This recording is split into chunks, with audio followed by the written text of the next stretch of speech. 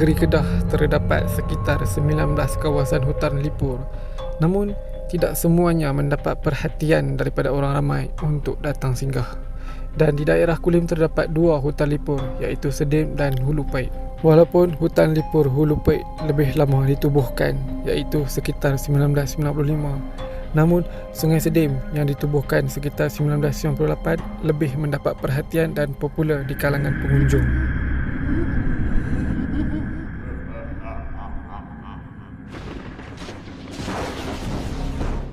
Okey, kita dah sampai dekat Hulu Paik dan kita akan masuk. Kita akan cari pot nak pasang kemah. Ni kalau anda nampak adalah pintu gerbang dia. Kalau anda boleh lihat agak sunyi ya. Dan di sebelah kiri kita ada sungai, iaitu Hulu Paik lah. Dan kita akan mendaki di bahagian atas.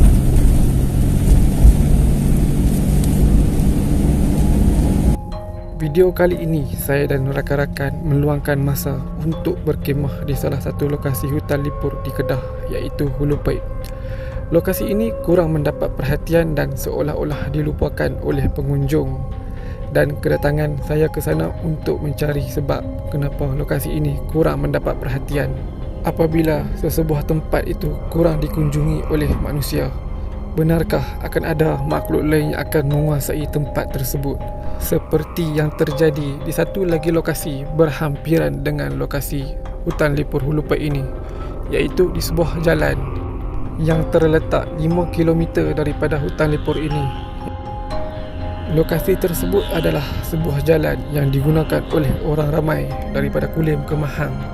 Namun terdapat satu lokasi hotspot, iaitu beberapa buah struktur lama yang ditinggalkan berhampiran jalan ini.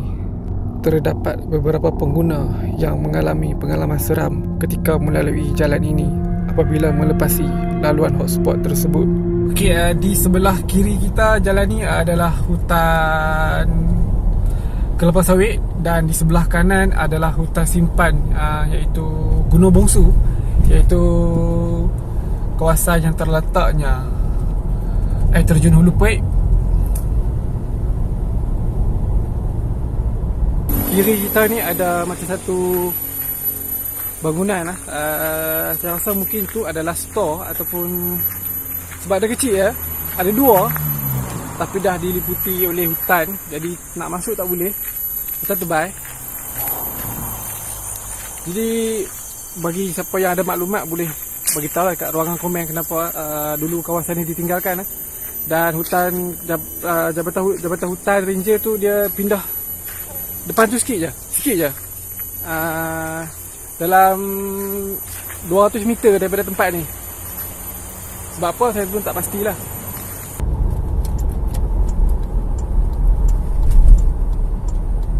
Dan di sebelah kanan ini adalah Pejabat Ranger Hutan Kulim yang dekat tempat lama dia, store lama dia dekat sini ya, iaitu dekat dengan hotspot tu, dekat jalan yang seram tu. Menurut penduduk setempat lah, ataupun yang ada yang selalu kerap guna jalan ni, adalah cerita ada pengguna yang kerap kena ganggu, ada nampak kelibat ataupun nampak sekumpulan lelaki ya, yang mengusung keranda.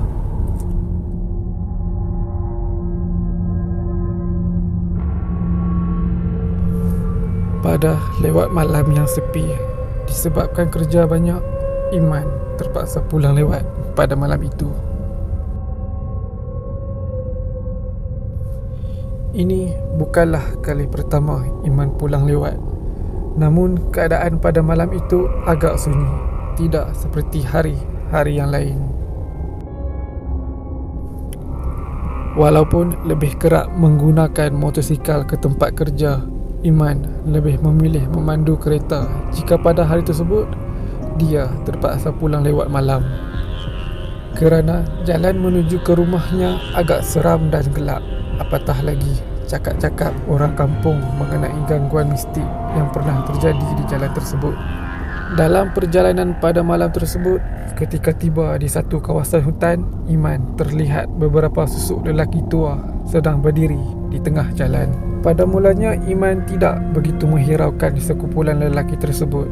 Namun, apabila semakin dekat menghampiri, ada sesuatu yang aneh mengenai mereka. Semuanya adalah lelaki tua, mata bersinar dan mereka seperti memegang sesuatu ketika melintas dari kiri ke kanan jalan. Semakin menghampiri, barulah Iman sedar apa yang diusung oleh sekumpulan lelaki tersebut, iaitu sebuah keranda usang. Tingkah laku mereka agak pelik, tidak bercakap dan langsung tidak memberi reaksi walaupun kereta Iman bergerak bersebelahan mereka. Sekumpulan lelaki tersebut terus bergerak memasuki hutan di sebelah kiri jalan sambil mengusung keranda itu. Meremang dan terkejut pada masa yang sama kerana apa yang diperkatakan mengenai jalan ini telah berlaku pada dirinya. Namun kejadian aneh pada malam itu tidaklah mematahkan semangat Iman daripada terus menggunakan jalan tersebut, kerana baginya kehadiran makhluk gaib sentiasa ada di mana-mana sahaja. Jadi malam nanti kita akan main balik. Kita akan cuba tengoklah macam mana waktu malam, macam mana dia punya feel malam dia, macam mana, seram ke tak.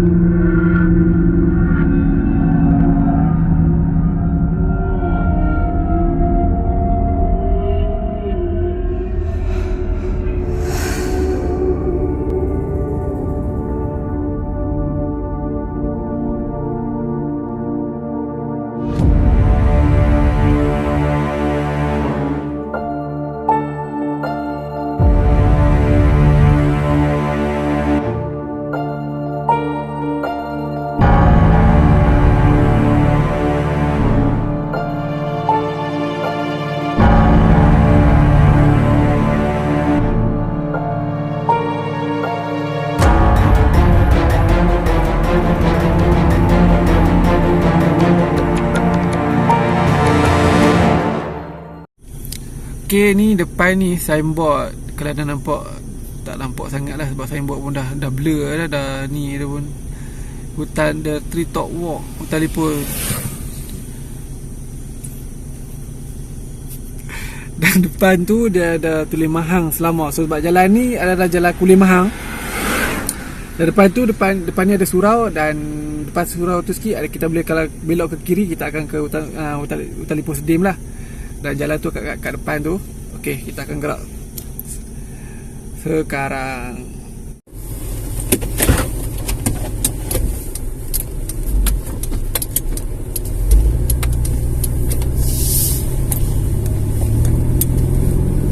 Okey, kita dah bergerak.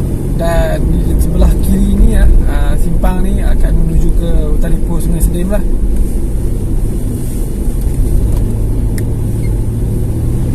Dan jalan tu depan tu je, depan sikit je.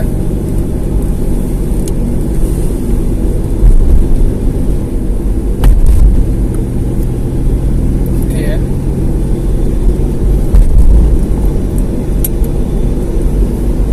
Jalan ni akan menuju ke Pahang. Pahang pula dah. Jalan ni akan menuju ke Mahang. Maaf silap. Jalan Kulim Mahang. Okey, kita akan masuk. Dia part dia dekat sini, hutan tu. Adalah cakap dari depan. Sebab ada member saya beritahu juga kawasan ni, kawan ni duduk sini, dekat Sedim ni. Dia jalan ni memang, kalau penduduk tempatan memang tahulah. Ada kisah dia. Kisah yang selalu orang cakap tu adalah kisah ada yang akan nampak kat tepi jalan ni ada orang usung keranda. Dan dekat taman saya ada satu abang tu, cikgu, dia duduk kat taman saya juga. Dia pun cakap ada benda yang sama, benda tu, usung keranda tu kat jalan ni.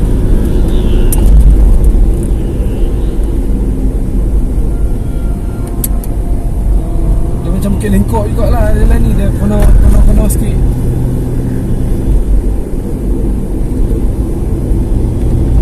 Dan kat depan ni ada satu macam bangunan tinggal dia. Tak lah budak apa, mungkin pejabat lama, jabatan hutan dulu lah. So jalan ni gelap.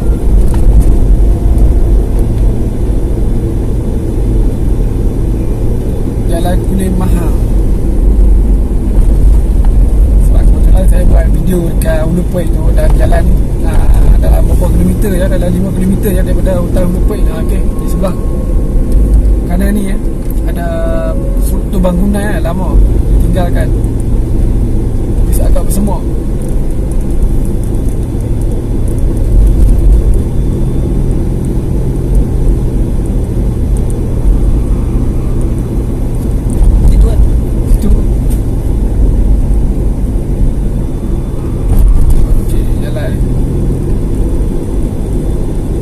Ada kisah dia kat mana? Kisah dia ni dia jabatan hutan yang baru ni. Ranger. Pindah sebelah apa? Pindah sebelah.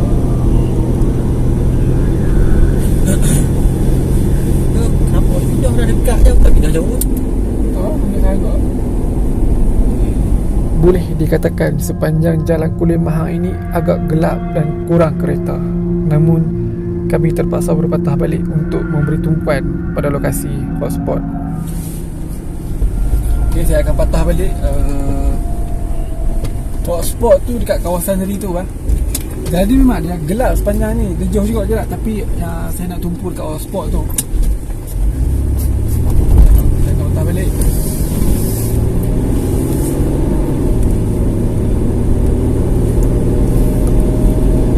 Dekat situ orang cakap dekat tempat tu menjadi macam laluan muda mistik tu. Sebab ada juga waktu tu ada pasukan keselamatan yang buat, dia bukan macam ada kawat kaki dalam hutan tu kan. Ada satu anggota tu tempat sini dalam hutan, dalam kawasan musuh. So waktu dia buat tu, ada seorang anggota tu dia nampak ada seorang perempuan dekat atas bukit tu. Tapi waktu malam-malam daripada tidur, dia seorang-seorang bini atas bukit tu. Cabut sebab apa nak tengok perempuan tu? Sebab perempuan tu macam panggil kan. Betul dia piak? Dia piak. Apa jadi? Dia piak duduk atas tu seorang-seorang. Oh, dia nampak perempuan tu? Lepas tu bila dia nak balik, dia cari kita mana dia pergi. Dia tak tahu dia orang. Lepas tu baru orang tak pergi cari dia, baru tak duduk kat atas tu. Orang tanya dia kenapa main duduk atas ni. Dia cakap ada ni, dia nampak ada orang perempuan panggil dia. Tu dia pergi lah. Masalah orang ni seorang je yang nampak, orang ni tak nampak. Okay, ni lah kita dah sampai balik dekat hotspot dia. Dan yang sisa-sisa bangunan tu ada di sebelah kiri kita.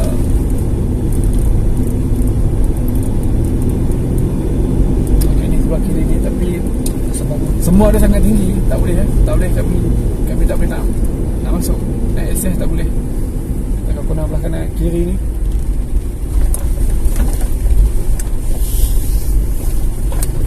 So ini adalah laluan. Waktu dulu mungkin ni adalah kawasan jabatan hutan.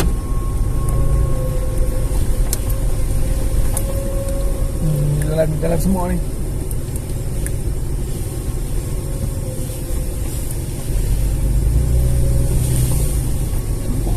Nampak dah gelap sangat. Dan semua pun dah tinggi sangat. Berapa tahun lepas? 3 tahun lepas. 3 tahun lepas kita main show tu lah.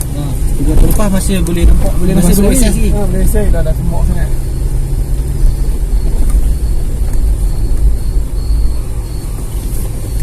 Kawasan hutan ni adalah kawasan hutan Gunung Bongsu. Kena syak. Kena anting kayu.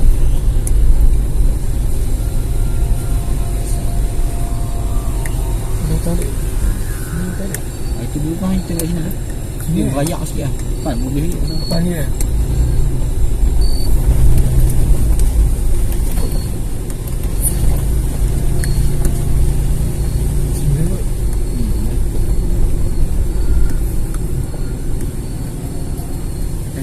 Sebab sisa bangunan tu tak nampak, tak kelihatan. Yang footage drone lama ada lagi? Tak ada. Ada. Hantar bandul tu kan. Ni kan.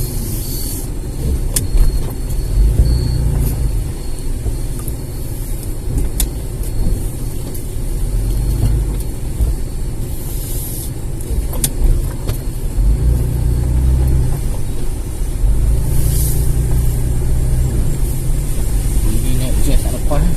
Kalian nak je. Ayak naik ni. Ayak ni. Ayak longkang dah. Dia punya parit dah. Dia sumbat. Dia naik kan. Tak nampak tu kan tu ni. Tapi ya kan juga kenapa dia pindah sebelah je dekat. Dah saya tahu. Patut Tiba yang sebelah ni. ha. Ni kasar. Ya lah biasa. Nampak dah. Nampak pun. Tak nampak lah. Tu bangunan tu memang tak nampak dah, hutan sangat tebal. Maknanya tak ada orang jaga orang. Tak ada orang Dia jaga. macam dia biar tu kan. Dia tinggal apa? Disebabkan jalan di hadapan telah dipenuhi dengan semak samun, kami berpatah balik. Rakaman belakang night vision camera tidak dapat merekodkan apa-apa yang aneh pada malam itu. Namun dikatakan makhluk gaib dapat berhubung ataupun muncul dalam pelbagai medium, dan salah satunya adalah dalam bentuk frekuensi ataupun gelombang. Gangguan mula berlaku apabila kami tiba di jalan besar dan saya mengatakan tempat ini adalah laluannya, dan Syak membalas balik dengan mengatakan mungkin ada gangguan lah. Sebab ni kalau tengok pintu pagar ni, pintu pagar ranger ni. Pagar ranger Jabatan Hutan ni. Tu cakap sebab ni kawasan ni menjadi laluan dia, aku cakap kawasan laluan benda tu kan. Lepas tu dia pun pindah, terpaksa pindah. Mungkin ada gangguan lah. Bukan cinta.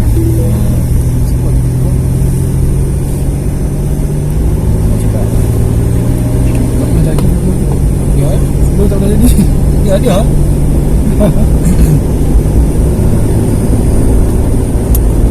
Okay, kita akan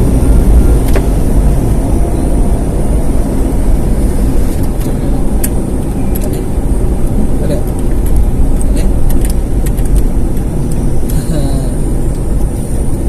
tarik sikit, tarik. Tak apa cermin dia tak dapat. Nampak? Tak dapat. Cermin dia bilang apa dia kan? Kadang hang stop enjin lagi dah buka balik tu. Selalu macam tu. Tak masalah ke. Lepas cincang-cincang tak payah ni. Nak ambil kasar apa? Sebenarnya tak apa cakap ni tak. Dia kasar cermin tadi tutup sebelah kiri. Saya dah keluar. So mungkin sama agak ganggu lah, sebab cermin belah kiri tak boleh tutup tiba-tiba. Jadi saya kena cakap kuat sikit lah sebab angin. Dan kita akan dalam perjalanan menuju ke Ulupai balik campsite. Jadi saya akan tunjuk jalan menuju ke Ulupai tu campsite nak menuju ke atas. Sebab Ulupai pun dah jadi terbiar. Orang dah tak pergi sangat sebab ada satu dekat kuliah ni dah ada sedim. Orang lebih tumpu dekat sedim. Jadi Ulupai tu jadi orang tu semai pandang. Jadi sebelum ni air kat Ulupai tu dia macam kurang sikit. Cetek Cantik. Sekarang ni baru dia slow-slow balik ni. Mungkin sebab aliran sungai jugalah ya. Ada faktor dia. Gangguan pada malam tersebut terjadi mungkin disebabkan kami memasuki jalan kecil ini, dan saya ada bercakap mengenai tempat ini adalah laluan mereka. Sebab ni kawasan ni menjadi laluan dia, ada bercakap kawasan laluan benda tu kan. Lepas tu dia pun pindah, terpaksa pindah. Dia ada gangguan.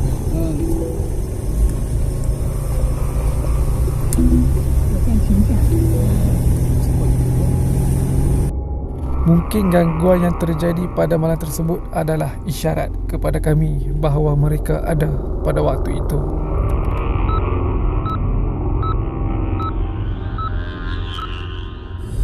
Okay, ini adalah gerbang untuk masuk ke hutan Lipur Hulu Paik, dan anda boleh untuk berkemping sebab pintu dia sentiasa terbuka. Dan cuma jalan dia lah agak sempit. So kalau anda nak main, macam Syak cakap, main Hawaii supaya anda boleh tengok dia punya jalan. Sebab agak sempit jalan dia. Tuan-tuan boy jalan untuk nak menuju ke atas. Tempat yang kami camping tu adalah tempat yang paling atas. Tapi tak sesuai lah sebenarnya. Sebab tak banyak spot sangat. Betul. Dia agak beza dengan Sedim lah tu. Sedim luas. Sedim luas. Satu Sedim macam ada macam ada orang jaga sikit kawasan dia elok. Sini macam kurang sangat. Lama berhulu lah. Hulu Pek. So di sebelah kiri kita adalah sungai Hulu Pek. Dan sungai Hulu Pek ini terletak dalam kawasan Gunung Bongsu, hutan Gunung Bongsu.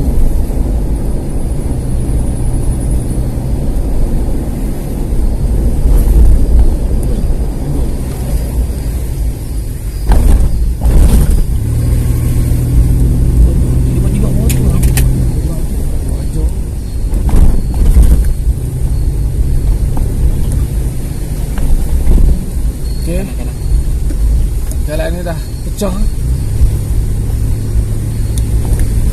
Lapisan air. Lapisan air.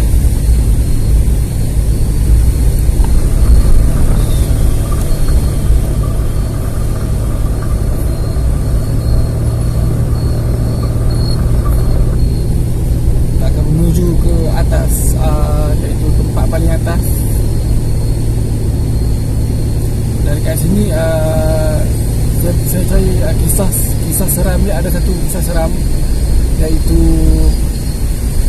terjadi dalam 2012 lah. Saya tak pasti 2000 berapa, tapi ada satu keluarga tu, bukan satu keluarga, dia dalam 2-3 keluarga main sini mandi. Semua tak pastilah dekat kawasan mana dia mandi. So ada budak tu, dia umur dalam 8 tahun. Dia nampak dekat, dia tengok kat pokok tu, dia nampak macam ada satu perempuan tua melambai-lambai panggil dia lah. So dia tertarik lah, dia pergi lah.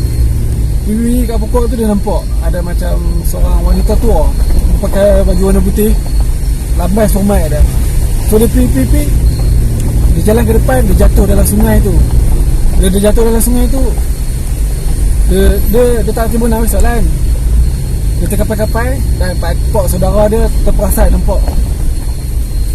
Pak saudara nampak. Pak saudara terjun.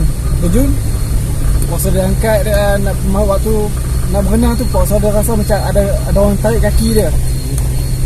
Dia nak berenang tak boleh, lambat. Ada orang tarik kaki dia. Tapi dia kuat jugalah kita. Tu bila dah angkat semua budak tu naik atas, dia tengok badan budak tu macam ada bekas calak. Lebal-lebal calak, dia pun calak. Itulah kisah dekat sini ya.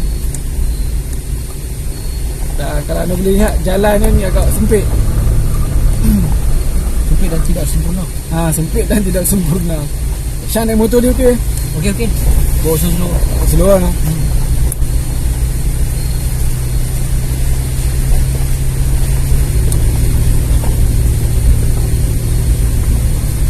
So kami buka tingkap tu sebab tingkap belah Syah tu tak boleh tutup.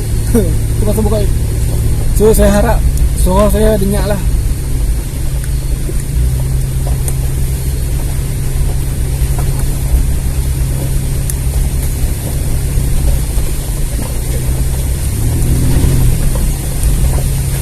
Lihat jalan dia. Mungkin tinggi ya. Mungkin sesetengah kenderaan tak sesuai masuk ke sini.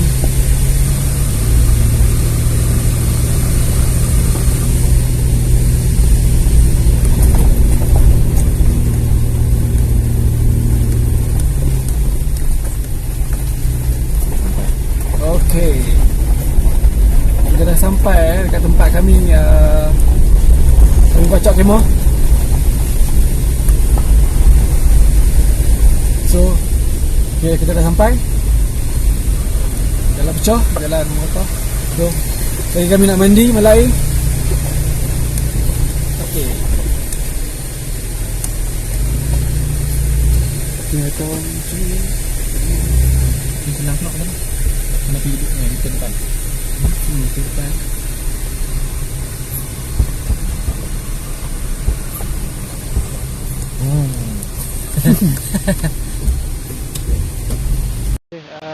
Kita akan ronda guna night mode. Memang tak nampak apa gelap depan ni.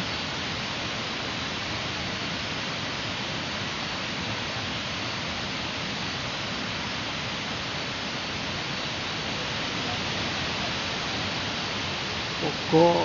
Kita tengok dekat sungai pula.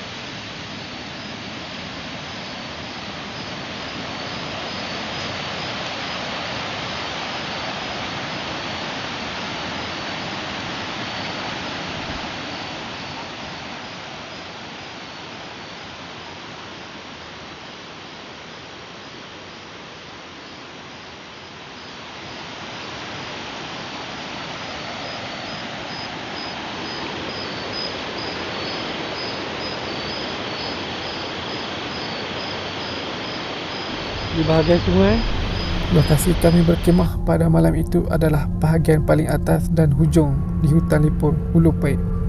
Setelah diteliti menggunakan kamera night vision keadaan sekeliling pada lewat malam itu, tiada apa-apa yang aneh dirakam. Mungkin gangguan yang pernah terjadi di kawasan ini hanyalah cerita lama, dan itu adalah andaian saya pada mulanya. Namun, andaian saya telah salah. Ada sesuatu yang pelik berlaku pada lewat malam itu setelah kami telah tidur. Sekitar dalam pukul 3 pagi, anak anjing yang sememangnya telah berada di situ daripada sejak awal kedatangan kami sampai di Hulu Paik tiba-tiba menyalak dengan kuat seolah-olah ia berada dalam keadaan ketakutan. Anak anjing itu menyalak begitu kuat. Mungkin salakannya menandakan kedatangan seseorang. Kami berempat pada malam itu sedar tentang kejadian ini. Namun disebabkan agak letih, kami tidak bangun untuk meninjau. Namun salah seorang daripada kami sempat mengintai daripada celahan kemah dan terlihat anak anjing itu menyalak menghala ke arah bukit di belakang kemah kami. Bukit di belakang kemah kami adalah hutan tebal. Apakah yang menarik perhatian anjing tersebut? Kerana salakannya pada akhir agak pelik, seolah-olah ia seperti dicekik. Dan kejadian ini turut dikongsikan oleh salah seorang daripada kami di dalam laman sosial beliau.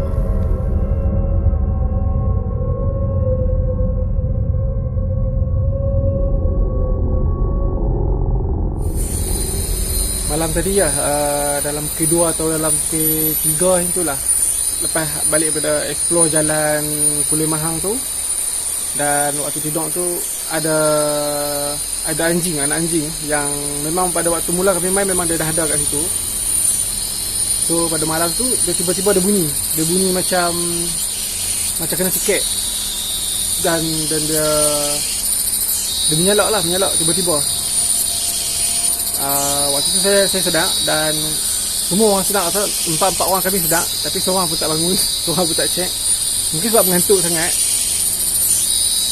Tapi itulah, mungkin ada sesuatu lah sebab anjing tu tiba-tiba dia menyalak terus macam kena cekik. Apakah yang dilihat oleh anak anjing itu? Jika manusia, kami berempat langsung tidak mendengar bunyi tapakan kaki pada malam tersebut. Atau ada kaitan dengan telur ayam yang saya bawa pada malam tersebut seperti yang pernah terjadi pada kisah ini. Hujan tak ada tanda pun nak berhenti. Anjing mula menyalak dan kami pun masuk tidur pukul 12.30 pagi. Lebih kurang pukul 1.40 pagi, aku rasa macam ada benda yang tak kena. Aku pun ajak suami pergi tengok kenapa anjing asyik menyalak. Masa tu aku bawa lampu suluh dan suami bawa parang. Puas suluh keliling tapi tak nampak apa. Lain sangat bunyi anjing tu. Jarang dengar anjing menyalak mendayu-dayu ni. Bercerita lanjut, sekitar pukul 2.30 pagi, dia dan suami terdengar bunyi plastik bungkusan telur dibuka. Susulan daripada itu, suaminya membuka sedikit pintu kemah bagi melihat keadaan di luar. Dia kemudian tutup dan terus suruh aku tidur.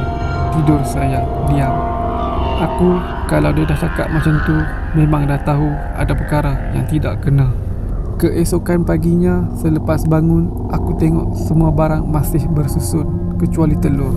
Suami aku cakap masa dia buka zip, nampak ada benda tengah makan telur. Rambut dia panjang sampai tanah, kusut. Ada daun melekat pada rambut, tapi muka tak nampak. Baju dia kotor tanah. Aktiviti camping sememangnya satu aktiviti yang seronok untuk dilakukan. Namun apabila memasuki kawasan tertentu seperti hutan, ada pantang larang yang harus dijaga. Ini adalah untuk mengelak daripada berlaku perkara yang tidak diingini. Kerana hutan adalah satu kawasan yang luas dan banyak isi alam ada di dalamnya. Ini adalah sedikit sebanyak yang saya boleh tunjuk kepada anda keadaan kat kawasan Lupek ni dan juga jalan yang saya sebut tadi tu. So saya dengan Syak akan buatlah kami nak mandi, Meneruskan aktiviti ni. aktiviti malam camping. ni. Dan jangan lupa subscribe Syak dan juga Nok Seekers. Kita akan jumpa lagi insya-Allah, tak tahu bila. Assalamualaikum Syak. Kenapa?